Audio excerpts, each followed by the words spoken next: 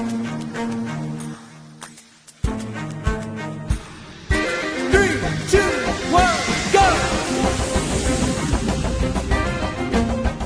gente! Nós vamos começar hoje a nossa primeira entrevista, que é o Papo Sério. Qual é a proposta desse Papo Sério? É uma conversa descontraída, mas com assuntos interessantes, sérios, sobre cultura, esporte, lazer, diversão, todos esses assuntos que estão dentro da nossa temática do dia a dia, né? Nutrição também é um dos assuntos bem bolados que a gente vai colocar nessas séries de entrevistas. E o nosso primeiro contato com o Papo Sério vai ser com meu amigo e assessor técnico de esporte, de eventos esportivos da prefeitura, Leonardo Cruz, vulgo Léo. E a gente vai conversar um pouco sobre como é fazer esporte em Salvador, né?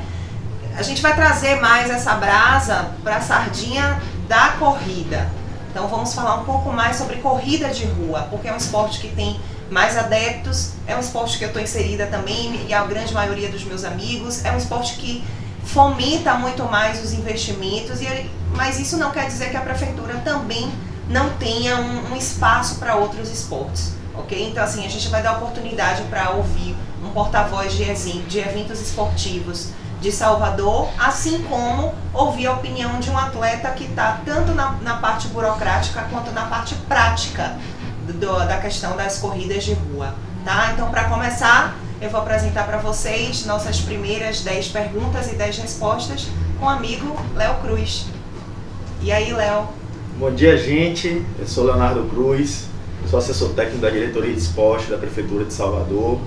Para mim é um prazer estar aqui conversando com Lud, minha amiga, minha professora, e falando de corrida, né? Que é a modalidade que eu pratico já há um certo tempo. Então, para mim é um prazer estar aqui conversando com Lud, que é minha amiga professora, e falar de corrida de rua hoje em Salvador. Para a gente não deixar essa peteca cair sobre corridas, a gente vai saber como é fazer uma corrida em Salvador, qual o passo a passo. Então, é qualquer pessoa que pode fazer uma corrida em Salvador? Quando é, se é qualquer pessoa, qual é esse passo a passo? Qual é o órgão? Qual é o documento que é necessário? Essas coisas todas de trâmites, de burocracia.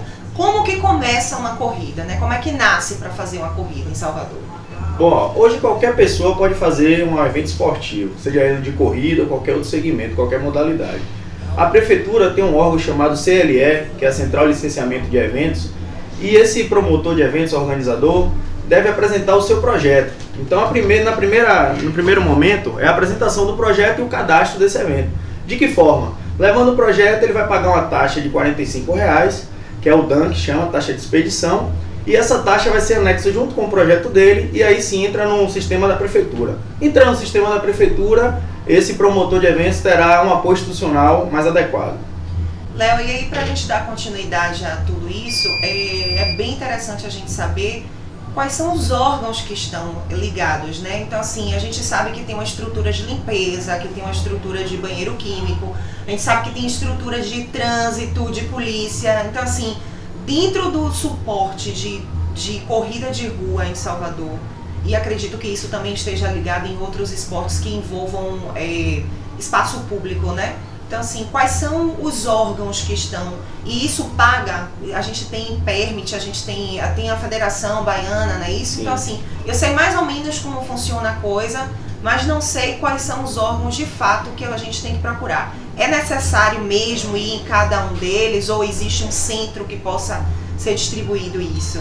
É necessário, na verdade, é o seguinte, a CLE hoje, ela é um órgão único que interligam os órgãos, tá? Dentro da CLE nós temos a Transalvador, um preposto da Transalvador, temos o preposto da Vigilância Sanitária, da Limpurb e dos demais. No caso da corrida, dentro desse projeto que é apresentado, cada corrida tem uma formatação de percurso, da quantidade de público estimado, então tudo isso vai depender da logística operacional do evento, para daí ele ter um apoio necessário para aquela corrida. No caso desses órgãos, ele paga a taxa da Transalvador, se precisar de intervenção de trânsito. Hoje em dia as corridas de Salvador circula muito essa dificuldade por questão de entender a dificuldade da cidade, né? E hoje você, por exemplo, foi feita a primeira maratona aqui, os 42 quilômetros, onde o percurso passava 4 vezes no mesmo local. Então é, na verdade, adequar o operacional de uma corrida dessa dentro da limitação da cidade.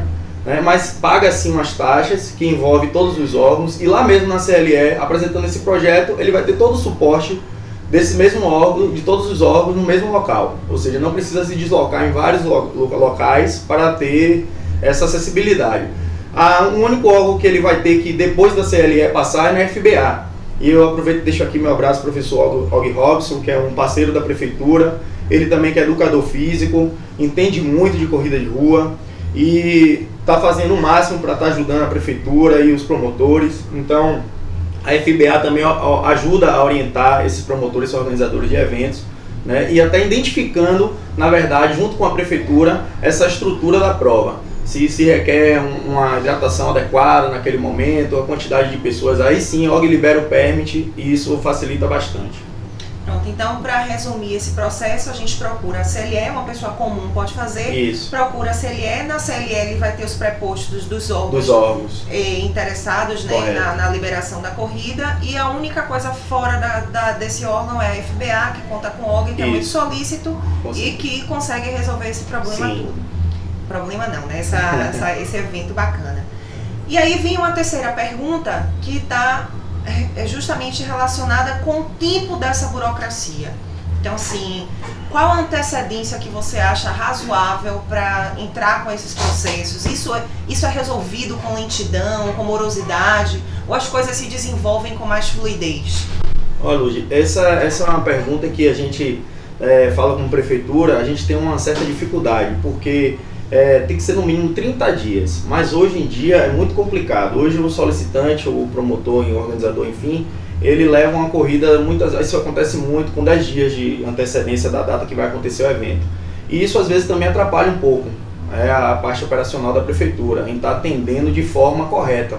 Mas o prazo mínimo é de 30 dias, tá? Onde ele vai pagar essa taxa de expedição que eu disse, dos R$45, para o evento dele entrar no sistema da prefeitura. Lógico, uma vez o evento dentro do sistema, a gente consegue dar um apoio institucional de forma mais confortável, vamos dizer assim. E aí a gente faz umas reuniões de alinhamento na nossa secretaria hoje, a Secretaria Municipal de Trabalho, Esporte e Lazer, a qual a CLE faz parte. Hoje a CLE pertence à nossa pasta. E a gente faz essa reunião de alinhamento com todos os órgãos, né, que estão envolvidos, que vão ser necessários para aquela prova, porque, volto a dizer, cada prova tem um formato. Então, tem provas que são uma parte fechada, dentro de um parque, então não requer intervenção de trânsito.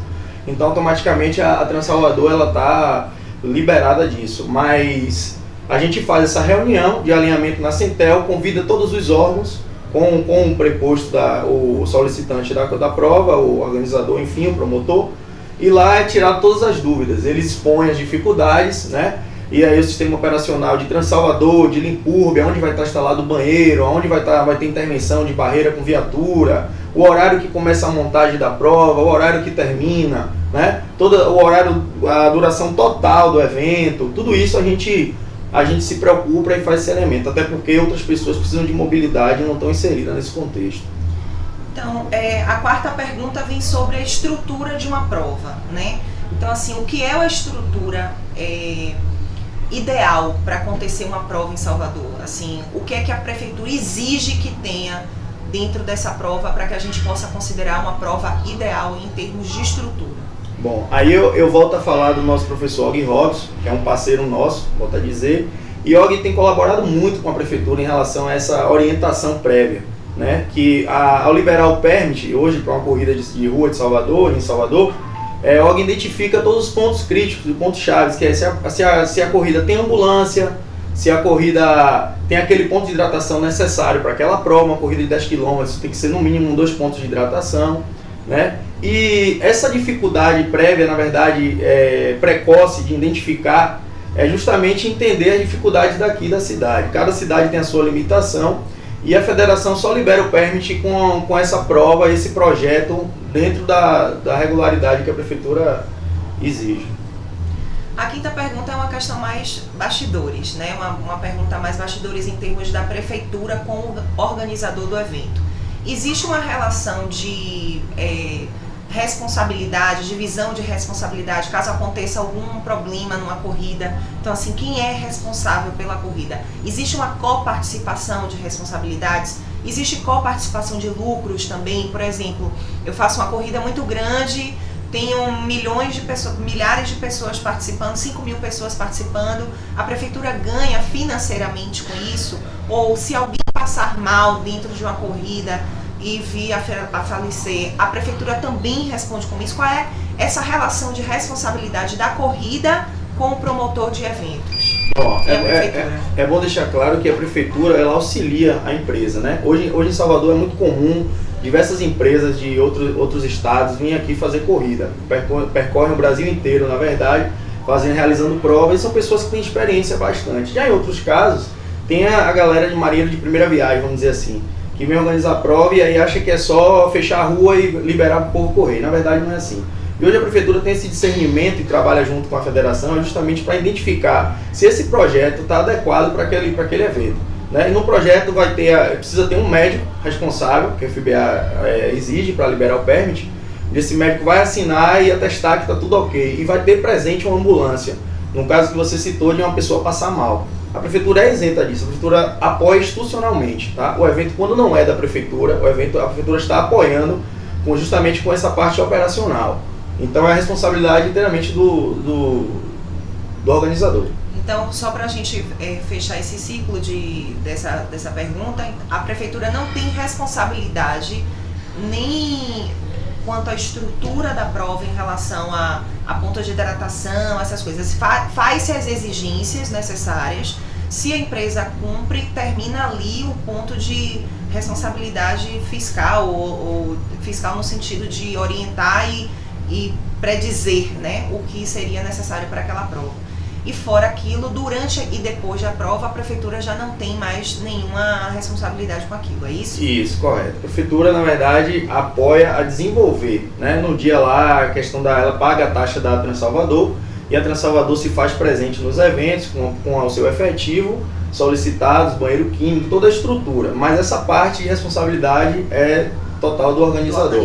Se faltar água, se teve alguém que... a prefeitura realmente não entra nesse mérito aí, essa questão. Então, Léo, a gente sabe que não é muito fácil organizar um evento esportivo em Salvador. A gente passa por questões de apoio financeiro, a gente passa por questões de burocracia, as taxas, enfim, não é muito fácil, né? Então, assim, se você tivesse de elencar quais seriam as principais dificuldades em realizar um evento esportivo em Salvador? Lud, eu acho que a principal é identificar as dificuldades aqui da cidade, não só daqui, em qualquer outro lugar. Hoje, como eu te falei, trazem provas de quilometragem alta para Salvador. 42 quilômetros dentro de Salvador, na minha opinião, como atleta amador, não comporta. Tá? Isso aqui eu deixo bem claro, eu estou falando como atleta amador e não mais como assessor da prefeitura. Então isso para o atleta é cansativo, é maçante. Eu acho que o primeiro ponto é identificar essas limitações da cidade. Daí fazer um projeto justamente dentro do que Salvador pode atender. Né? Então, como já teve provas aqui, há pouco tempo eu realizei uma prova no Resgate, no Cabula, e eu tive que passar por toda a etapa de que uma prova grande passa. Eu tive que pagar minhas taxas, tive que ter o permit da FBA, teve ambulância, posto médico, uma corrida que não teve 200 pessoas e foi de 5 km. Então, assim, você ter essa responsabilidade, esse discernimento, enxergar que hoje a corrida precisa ter um aparato técnico. Esse, para mim, é o primeiro ponto de um organizador. Então, assim, você acha que as corridas de grande quilometragem seriam mais difíceis de serem liberadas em Salvador por questões de trânsito, por questões de estrutura física, no caso, na verdade, de intervir no trânsito? Na verdade, tanto as provas de quilometragem alta como as provas de, vamos dizer assim, locais de mobilidade, de muita mobilidade intensa, vamos dizer assim, né? Então, hoje em dia tem prova de 10 km que fazem dia de domingo, um exemplo, no Rio Vermelho. Então, a prefeitura tem uma equipe técnica boa da Transalvador que consegue fazer esse trabalho, mas de fato é um pouco trabalhoso, requer um trabalho, então uma visão técnica muito boa, né? A equipe faz um estudo em solo, em loco, mas é um pouco complicado por causa da mobilidade, do operacional de fechamento de trânsito. A maior dificuldade eu acho que hoje é essa. Tá? Trânsito. Beleza. Então, assim, e quais são os incentivos que o poder público tem para o esporte? Então, assim, vamos falar mais do projeto de eventos esportivos numa forma mais abrangente. A gente está falando bem de corrida, mas não custa nada a gente dar uma pincelada em outros projetos, né? Então, assim, o que é que a prefeitura tem feito de interessante, de legal, que a gente precisa falar para a galera, assim, que gosta do esporte? Tratando de esporte especificamente, eu como funcionário da prefeitura, eu fico orgulhoso de estar trabalhando na gestão do prefeito ACM Neto. Para você ter ideia, lá na secretaria agora, de 2016 para cá, nós reformamos 200 campos e quadras, requalificamos 200 equipamentos esportivos. Além dos outros projetos que o prefeito, graças a Deus, vem nos dando cartão verde, né, e abertura para a gente estar fomentando e trazendo ideias. Nosso diretor G.G. Magalhães, nosso secretário Geraldo Júnior, são formadores de opiniões e são pessoas interessadas, competentes. Então, assim, além desses campos e quadras que nós estamos requalificando, tem a sinalização da orla, percurso para corrida, né, as academias ao ar livre, os projetos de iniciação esportiva nos colégios que estão acontecendo, a piscina olímpica que está vindo para Salvador, né? Então, muito bacana ter essa amplitude no evento hoje, no esporte hoje aqui na cidade. Então, a pergunta 8 é em relação aos projetos de Salvador nas questões de esporte e lazer. Né? A gente sabe que a corrida é um ponto forte em Salvador, mas existe também um fomento ao lazer, à cultura. Então, assim, dentro de um panorama geral, eu queria que você dissesse quais são os projetos da prefeitura em relação ao esporte e ao lazer. Bom, o projeto da prefeitura, nós temos hoje o CIEDCOTOS, Centro de Iniciação Esportiva, que são núcleos esportivos que estão sendo construídos e vai atender diversos bairros, em torno de 1.440 crianças e adolescentes, e lá vão desenvolver modalidades como karatê, GR, dança, ginástica, boxe e entre outros, vôlei. Além dele tem a Praça da Juventude, Lu, que já é uma realização da prefeitura, a obra já tem 80% concluída, e é um ginásio poliesportivo, com a pista de atletismo, quadra de vôlei, pista de salto, enfim. Então, tem o projeto Rua de Lazer, que acontece todos os finais de semana em diversos bairros de Salvador. Um projeto, uma iniciativa muito bacana da prefeitura, está atendendo diversas crianças e adolescentes também. A pergunta número 9, nossa penúltima pergunta, é uma pergunta de curiosidade, né? Então, assim, eu queria saber como é que você vê a participação das pessoas, esse número de pessoas tem crescido nos projetos de lazer, de esporte. As corridas têm aumentado o número de adeptos ou isso tem sido uma frequência média, né? Desses tempos que você está na prefeitura, durante o ano, durante outras gestões que você tenha participado, como é que você vê a resposta da população em relação ao esporte em Salvador? Lud, a adesão no esporte e no lazer em Salvador hoje é uma realidade. Né? As ruas de lazer, por exemplo, que acontecem em diversos bairros hoje em Salvador e em periferias, é um número expressivo de crianças, né? E é gratificante para os pais também. É um projeto muito bacana, onde os educadores físicos lá da secretaria participam diretamente, os professores, animadores da rua de lazer. E a gente leva cama elástica, brinquedos, faz recreações, é muito bacana. Por outro lado, o prefeito tem inaugurado alguns equipamentos, como praças e campos e tal. Se você parar para analisar, cada praça, hoje, o prefeito faz uma quadra ao lado, um campo ao lado. Né? A Praça da Juventude, como eu citei, é um núcleo poliesportivo. Onde é que fica essa praça? Fica lá em Canabrava, em frente ao Barradão. Né? A obra já está bem avançada e lá você vai poder ter o lazer e o esporte inserido num local só. E isso é muito gratificante, não só para as pessoas, até mesmo para mim, que estou dentro do contexto da instituição e como atleta, é super bacana, é gratificante. Para finalizar e fechar a nossa questão de 10 perguntas e 10 respostas, a pergunta vai para Léo, caneta na mão, e Léo, tênis no pé. Então a pergunta como funcionário da prefeitura, né, e como atleta amador, como você vê o esporte, né? Como você vê esse lance dos eventos esportivos em Salvador? Bom, Lud, eu como funcionário, eu vejo o interesse, né, dos outros órgãos que a gente vem solicitando o apoio. Né? A nossa secretaria trabalha hoje interligada com diversos órgãos para que aconteçam esses eventos. E eu já vejo sim o interesse e o empenho dos outros órgãos quando se trata de esporte. né? E isso é bacana, já tem esse avanço e eu fico muito feliz com isso. E eu como atleta, Luiz, deixo aqui o meu apelo, que é um apelo simples, mas faz toda a diferença pra gente, como atleta de corrida. As organizações de provas, os promotores de eventos, pensar um pouquinho no atleta também, não pensar só o lado comercial, né? E no geral, horário de largada para não atrasar, a hidratação adequada, tudo isso, o kit, rever os valores que são cobrados nas taxas. Tem corredores que vão lá para disputar o primeiro colocado para ganhar uma premiação, que precisam dessa grana, né? Então buscam patrocinadores que paguem para eles correrem. Então tudo isso, que pense um pouco no atleta, deixe só o lado financeiro, não pode pensar só assim. E hoje em dia em Salvador acontece muito, tem muita empresa fazendo corrida, cobrando valores absurdos até, e, enfim, deixa a desejar para o atleta. Eu quero agradecer, dizer que foi muito legal esse bate-papo, que foi de um assunto sério, mas de uma forma descontraída. Quero dizer para vocês que assistam no canal do YouTube, no canal do Facebook, que eu vou botar lá embaixinho para vocês o link, tá? Para vocês assistirem. A ideia é trazer informação, tá? Eu espero que vocês tenham gostado e que me mandem um legalzinho, os comentários, que eu vou adorar, tá bom?